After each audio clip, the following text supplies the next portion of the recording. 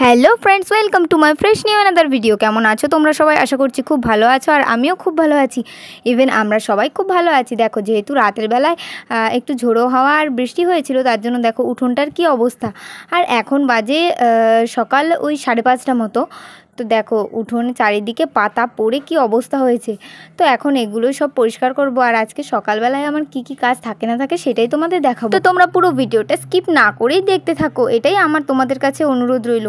তো এই যে দেখো আকাশের অবস্থা, সকালবেলায় একটু একটু রোদও উঠে গেছিলো আর আকাশটা পরিষ্কারও হয়ে গেছিলো রাতের বৃষ্টি হয়ে। তো তাড়াতাড়ি আমি উঠোনটা ঝাড় দিয়ে নিয়ে এই যে দেখো আমি ঘরের সামনে জল দিয়ে দিচ্ছি এখন, মানে গোবর জল আর কি, চারিদিকে যেখানে যেখানে লেপা দরকার লেপে। আর ওই যে দেখো ভাঙা ঘরটা আমাদের দেখা যাচ্ছে। আর ওইদিকে আমি ভাতার ডাল বসিয়ে এসেছিলাম, কারণ আরুষের পাপা যাবে কাজে, তো তার জন্য ভাতার ডালটা বসিয়ে এসেছিলাম। তো এই দেখো ডালটা ফুটে গেছে, আর ডালে আমি সোমবারও দিয়ে দিয়েছি। আর এদিকে আলুটা মেখে নিচ্ছি, যেহেতু আজ রান্নার কিছু ছিল না আর কিছু পাইও নি, তার জন্য ডাল আর আলু সেদ্ধটাই করে নিচ্ছি, কারণ সকালবেলার খাও তো ডাল আলু সেদ্ধ দিয়ে হয়ে যাবে, কোনো সমস্যা হবে না। তাই এদিকে আলুটা তাড়াতাড়ি শুকনো লঙ্কা ভেজে আমি মেখে নিচ্ছি। আর ওইদিকে আমি ভাতটা জুড়ো দিয়ে দিয়েছিলাম, মানে থালার মধ্যে ছড়িয়ে দিয়েছিলাম যাতে ঠান্ডা হয়ে যায়, কারণ গরমকাল নষ্ট হয়ে যাবে, তার জন্য ঠান্ডা করে সব কিছু ভরে দিতে হয়, না হলে তো নষ্ট হয়ে যাবে। দিয়ে তারপরে ভাতটা ঠান্ডা হওয়ার পরে এই যে দেখো আমি টিফিন কৌটোতে ভরে দিয়েছি, আর আলুটাও মেখে দিয়ে দিয়েছি। আর এদিকে আমি ডালটা দিয়ে দিয়েছিলাম দেখো জলের মধ্যে, জল থেকে উঠিয়ে এই যে থালে রেখেছি। তো সব কিছুই রেডি, তারপর রেডি করে দিয়ে দিয়েছিলাম ব্যাগে ভরে। আর তোমাদের দাদাভাই মানে আরুষের পাপা চলে গেছিলো কাজে। আর তারপরে আমার যেটুকু কাজ বাকি ছিল, মানে এই যে উনুনটা লেপা, তারপরে উনুন থেকে ছাই উঠানো, এগুলো বাকি ছিল, তো এগুলোই করছিলাম। তো এই যে দেখো উনুনে বৃষ্টি হয়ে ভেতরে জল ঢুকে গেছিলো, তার জন্য ভালো করে ভেতরে যত ছাই আছে সব উঠিয়ে দিচ্ছিলাম। এই যে দেখো উঠিয়ে ফেলে দিচ্ছিলাম। এবার উনুনটাকে ভালোভাবে ঝাড় দিয়ে নেবো, কারণ ছাইগুলো পড়েছে আশেপাশ দিয়ে, তাই ভালোভাবে ঝাড় দিয়ে তারপরে উনুনটাকে আমি এখন লেপবো। তো তোমরা পুরো ভিডিওটা কন্টিনিউ দেখতে থাকো।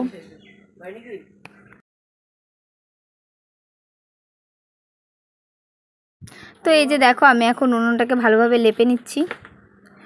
আর তোমরা কারা কারা গ্রামে থাকো উনুন এইভাবে লেপো, তারা অবশ্যই কমেন্ট করো।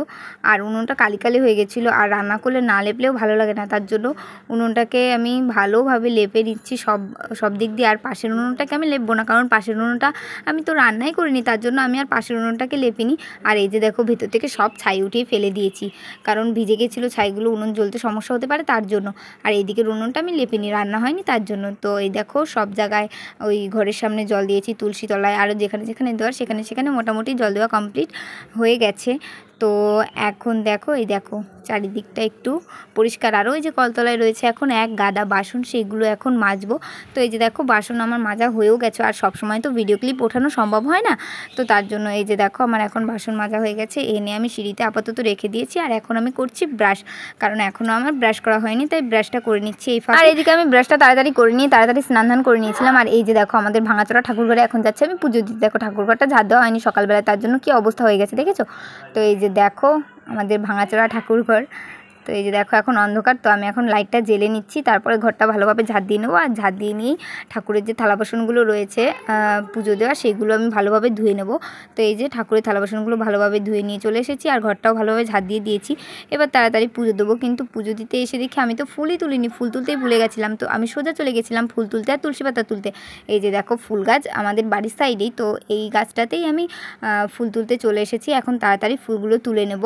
তো এই যে দেখো আমি একটা একটা একটা একটা করে সব ফুলগুলো তুলে নিয়েছি, সব তো তুলতে পারিনি, কিছুটা ফুল তুলে নিয়েছিলাম। এই যে দেখো অল্প যেটুকু আমার লাগবে সেটুকুই নিয়েছিলাম। দিয়ে পুজো দিতে গিয়ে আবার দেখি কি যে ধূপকাঠি আর নকুলদানা নেই। তো তারপরে আমি দোকানে চলে গেছিলাম আর ধূপকাঠি আর নকুলদানাটা নিয়ে চলে আসলাম। এবার আমি ফাইনালি পুজো দিতে বসে গেছি। তো এই যে দেখো আমার পুজো এখন মানে পুজো সব কিছু সাজিয়ে গুছিয়ে নিচ্ছি। তো এবার আমি পুজোটা দিয়ে দেবো। তো তোমরা দেখতে থাকো ভিডিওটা কন্টিনিউ।